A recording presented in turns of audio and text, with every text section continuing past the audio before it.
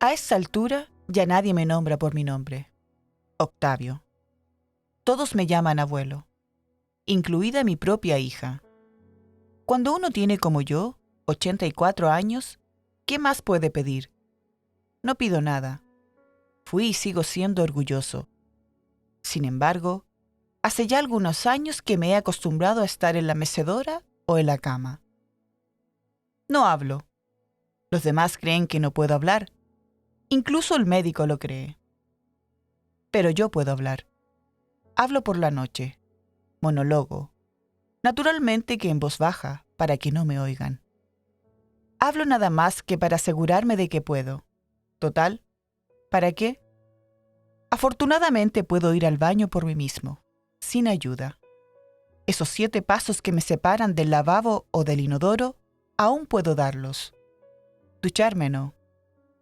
Pero para mi higiene general viene una vez por semana. Me gustaría que fuese más frecuente, pero al parecer sale muy caro. El enfermero y me baña en la cama. No lo hace mal. Lo dejo hacer. ¿Qué más remedio? Es más cómodo y además tiene una técnica excelente. Cuando al final me paso una toalla húmeda y fría por los testículos, siento que eso me hace bien, salvo en pleno invierno. Me hace bien, aunque claro, ya nadie puede resucitar al muerto. A veces cuando voy al baño, miro en el espejo mis vergüenzas, y nunca mejor aplicado el término, mis vergüenzas. Unas barbas de chivo, esos son. Pero confieso que la toalla fría del enfermero hace que me sienta mejor. Es lo más parecido al baño vital que me recomendó una turista hace unos 60 años. Era él, no yo, un viejito, flaco y totalmente canoso, con una mirada pálida pero sabionda y una voz neutra y sin embargo afable. Me hizo sentar frente a él. Me dio un vistazo que no duró más de 1 minuto y de inmediato empezó a escribir a máquina. Una vieja Remington que parecía un tranvía. Era mi ficha de nuevo paciente. A medida que escribía iba diciendo el texto en voz alta, probablemente para comprobar si yo pretendía refutarlo. Era increíble. Todo lo que iba diciendo era rigurosamente cierto.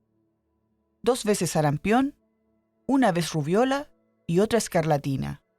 Difteria, tifus. De niño hizo mucha gimnasia. Menos mal porque si no tendría problemas respiratorios. Varices prematuras. Hernia inguinal reabsorbida.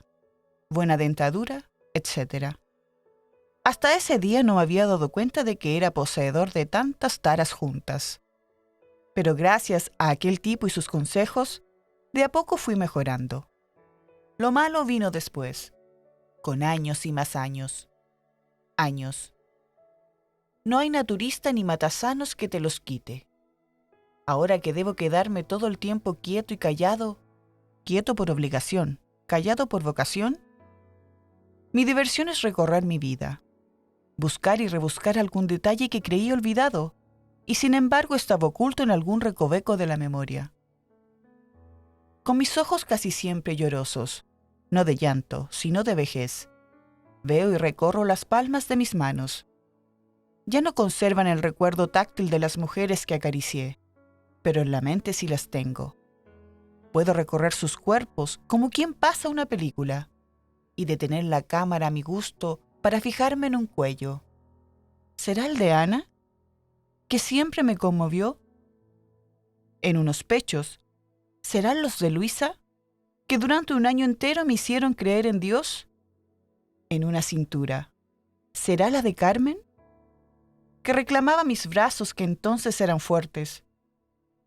En cierto pubis de musgo rubio, al que yo llamaba mi vellocino de oro, ¿será el de Emma, que aparecía tanto en mis ensueños, matorral de lujuria, como en mis pesadillas, suerte de Moloch que me tragaba para siempre? Es curioso. A menudo me acuerdo de partículas de cuerpo y no de los rostros o los nombres. Sin embargo, otras veces recuerdo un nombre y no tengo idea de a qué cuerpo correspondía. ¿Dónde estarán esas mujeres? ¿Seguirán vivas? ¿Las llamarán abuelas, solo abuelas, y no habrá nadie que las llame por sus nombres? La vejez nos sumerge en una suerte de anonimato. En España dicen, o decían los diarios, murió un anciano de 60 años. Los cretinos. ¿Qué categoría reservan entonces para nosotros, octogenarios pecadores? ¿Escombros? ¿Ruinas? ¿Esperpentos? Cuando yo tenía 60, era cualquier cosa menos un anciano. En la playa jugaba a la paleta con los amigos de mis hijos y les ganaba cómodamente. En la cama, si la interlocutora cumplía dignamente su parte en el diálogo corporal, yo cumplía cabalmente con la mía. En el trabajo, no diré que era el primero, pero sí que integraba el pelotón. Supe divertirme, eso sí, sin agraviar a Teresa. He ahí un nombre que recuerdo junto a su cuerpo. Claro, que es el de mi mujer. Estuvimos tantas veces juntos, en el dolor, pero sobre todo en el placer. Ella, mientras pudo, supo cómo hacerlo. Puede ser que se imaginara que yo tenía mis cosas por ahí, pero jamás me hizo una escena de celos, esas porquerías que corroen la convivencia. Como contrapartida cuidé siempre de no agraviarla, de no avergonzarla, de no dejarla en ridículo. Primera obligación de un buen marido. Porque eso sí es algo que no se perdona. La quise bien, claro que con un amor distinto.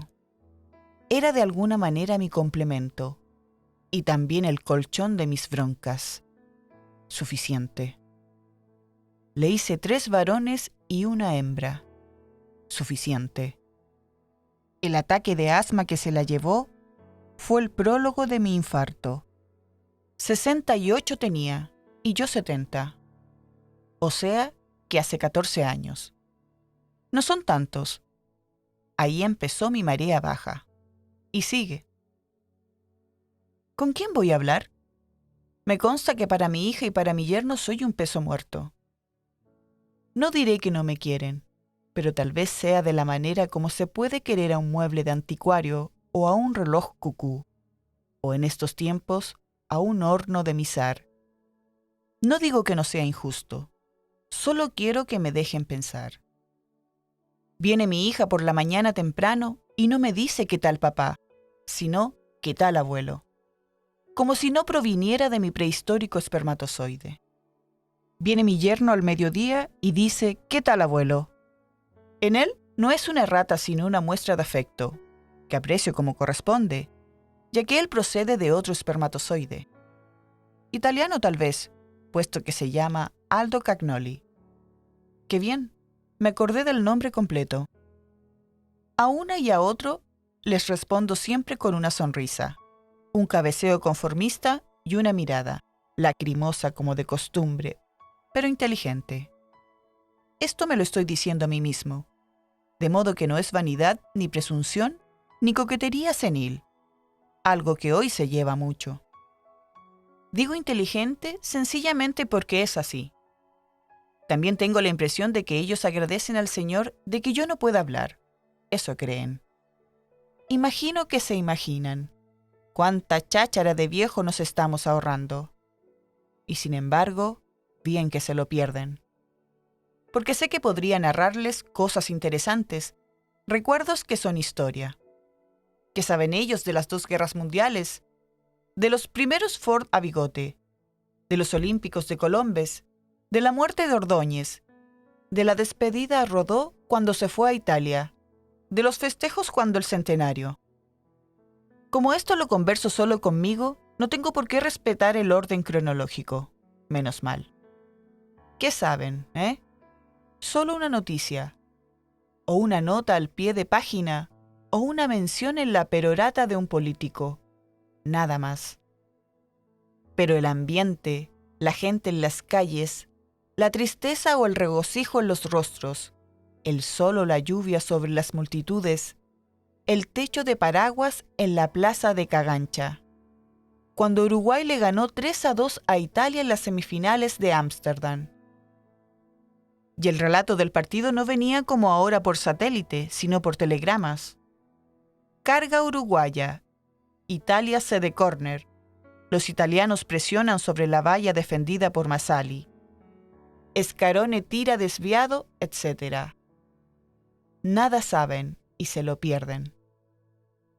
Cuando mi hija viene y me dice ¿qué tal, abuelo?, yo debería decirle: ¿te acuerdas de cuando venías a llorar en mis rodillas porque el hijo del vecino te había dicho «che, negrita»?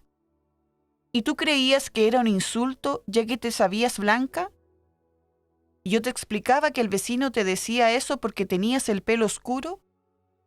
Pero que además de haber sido negrita, eso no habría significado nada vergonzoso, porque los negros, salvo en su piel, son iguales a nosotros y pueden ser tan buenos o tan malos como los blanquísimos.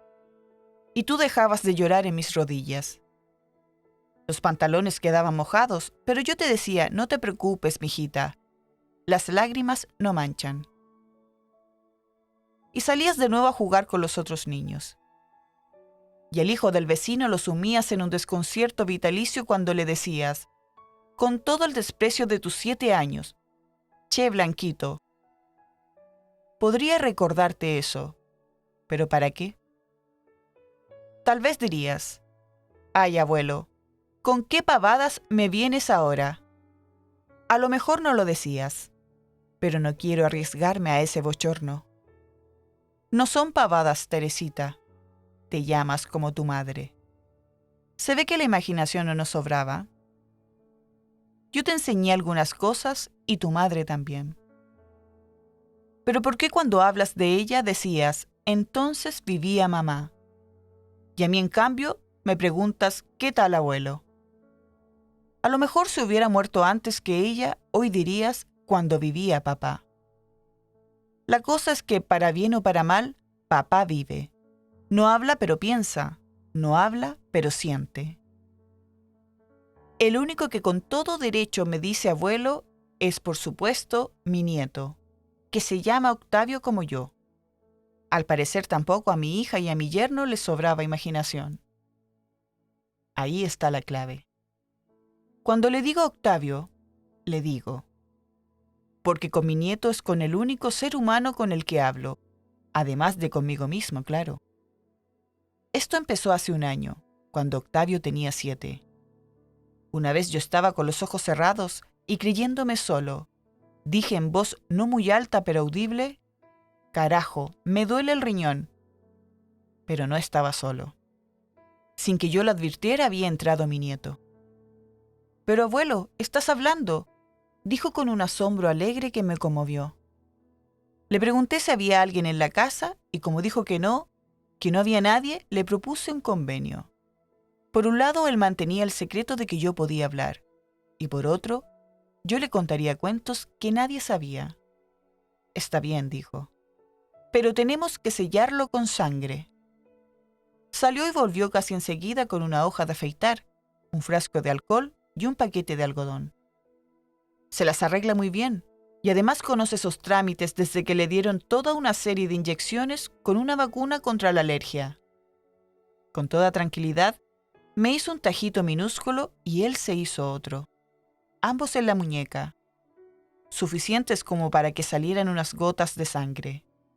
Luego juntamos nuestras heridas mínimas y nos abrazamos.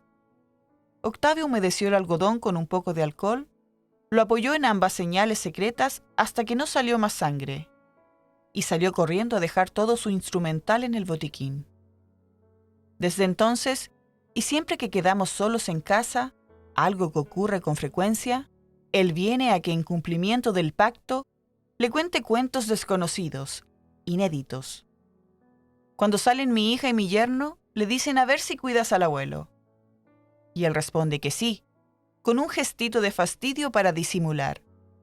Pero enseguida me hace un guiño cómplice, y no bien se escucha el portazo que garantiza nuestra intimidad, trae una silla, la coloca junto a mi mecedora o a mi cama y se queda a la espera de mis cuentos, que como exigencia irrenunciable de nuestro pacto de sangre, deben ser totalmente nuevos. Y ahí viene mi problema. Porque buena parte del día me la paso con los ojos cerrados como si durmiera, pero en realidad pergeñando el próximo cuento y cuidando hasta los mínimos detalles. ya que si en un cuento anterior el zorro se había lastimado una pata en una trampa y ahora anda corriendo en busca de gallinas, Octavio de inmediato me hace notar que aún no tuvo tiempo de curarse, y entonces debo improvisar una fe de ratas oral, y donde dije corre debe decir renquea. Y si el viejo brujo de la montaña se había quedado calvo por el esfuerzo de azotar diariamente a los gnomos del bosque, y en un cuento posterior se peinaba mirándose la laguna, Octavio enseguida observa, ¿pero cómo? ¿No era calvo? Y ahí puedo salir un poco mejor del atolladero, ya que el brujo, por el mero hecho de ser brujo, puede, mediante un ensalmo, recuperar el pelo. Y el nieto pregunta si se da el caso que él quede pelado, ¿también podrá recuperar el pelo? Tú no, lo desengaño, porque no eres ni serás brujo. Y él dice que lástima, y tiene un poco de razón, porque si yo hubiera sido brujo también, me habría hecho crecer el pelo que perdí sin remedio antes de los 50. No soy yo el único que narra, también él cuenta lo que ocurre en el colegio, en la calle, en la televisión, en el estadio.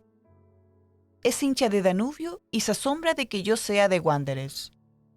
Trato de hacer proselitismo, pero evidentemente no hay nadie capaz de convertirlo en tránsfuga. Entonces le cuento viejos partidos o jugadas célebres, como cuando Piendiveni le hizo el célebre gol al divino Zamora, o cuando el manco Castro usaba con alevosía su muñón en el área penal, o cuando el flaco García mantuvo invicta su valla. Claro que los backs eran nada menos que Nasasi y Domingos de Guía, durante una rueda y media. O cuando Guilla hizo el gol de la victoria en Maracaná. O cuando. Y él me escucha como a un oráculo. Y yo pienso, qué suerte todavía puedo hablar para crear este asombro suyo y este placer mío. La verdad es que no recuerdo cómo eran mis hijos cuando tenían la edad que hoy tiene Octavio. El mayor murió. ¿Cuánto hace que murió Simón? Fue después de lo de Teresa. Al fin y al cabo, ¿qué importa la fecha? Murió y se acabó.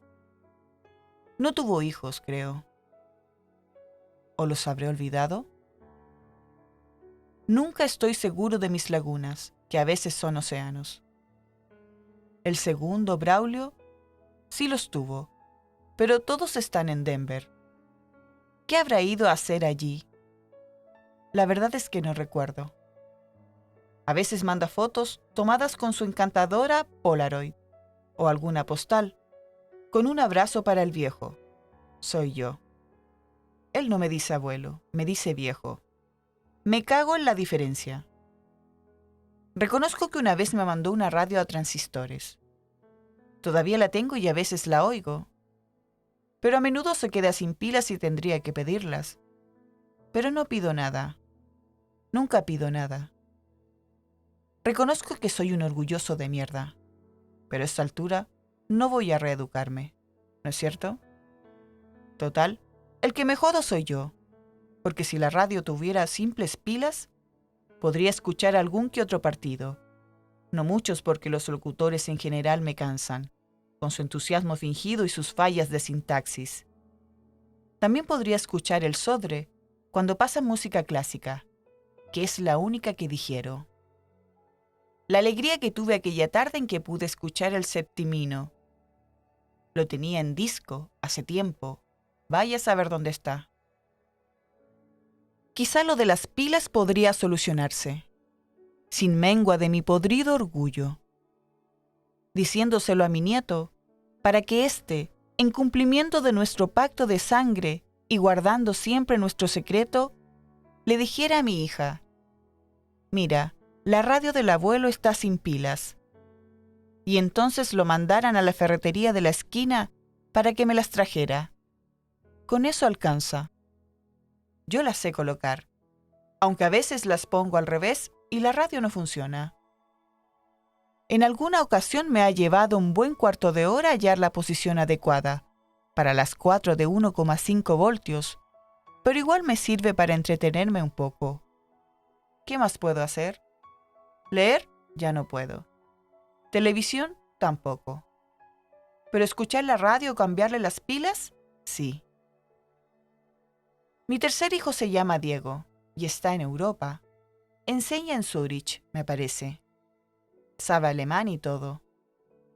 Tiene 2 hijas que también saben alemán, pero en cambio no saben español. Qué cagada, ¿verdad? Diego es menos escribidor que Braulio, y eso que su especialidad es la literatura. Pero naturalmente, la literatura suiza. Para las Navidades, manda también su tarjeta, en la que las niñas ponen sus saludos, pero en alemán.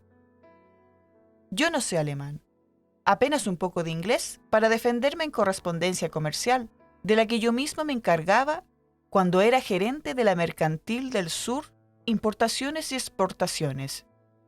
Digamos frasecitas, lo suficiente para que los de allá puedan contestar.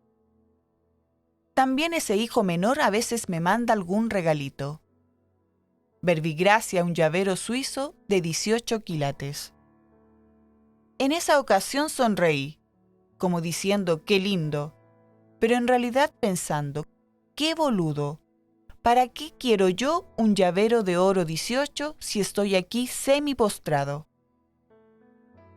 De modo que mis contactos con el mundo se reducen a mi hija, cuando entra y me dice ¿qué tal, abuelo? A mi yerno cuando idem. De vez en cuando al médico, al enfermero cuando viene a lavar mis pelotas ya jubiladas, y también el resto de este cuerpo del delito. Bueno, y sobre todo está mi nieto, que creo es lo único que me mantiene vivo. Es decir, me mantenía. Porque ayer por la mañana vino y me besó y me dijo, abuelo, me voy por 15 días a Denver con el tío Braulio, ya que saqué buenas notas y me gané estas vacaciones. Yo no podía hablar. Y no sé si hubiera podido, porque tenía un nudo en la garganta, ya que también estaban en la habitación mi hija y mi yerno, y ni yo ni mi nieto íbamos a violar nuestro pacto de sangre. Así que le devolví el beso. Le apreté la mano, puso un instante mi muñeca junto a la suya, como testimonio de lo que ambos sabíamos. Y sé que él entendió perfectamente cuánto lo iba a extrañar, ya que no iba a tener a quien contarle cuentos inéditos. Y se fueron. Pero 3 o 4 horas más tarde volvió a entrar Aldo y me dijo, mire abuelo, que Octavio no se fue por 15 días, sino por 1 año y tal vez más. Queremos que se eduque en los Estados Unidos, así aprende desde niño el idioma y tendrá una formación que va a servirle de mucho. Él no se lo dijo porque tampoco lo sabía. No queríamos que empezara a llorar, porque él lo quiere mucho, abuelo. Siempre me lo dice. Y yo sé que usted también lo quiere. ¿No es así? Se lo vamos a decir por carta, aunque mi cuñado lo va a ir preparando. Ah, y otra cosa. Cuando ya se había despedido de nosotros, volvió atrás y me dijo, dale un beso al abuelo, y que sepa que estoy cumpliendo nuestro pacto. Y salió corriendo.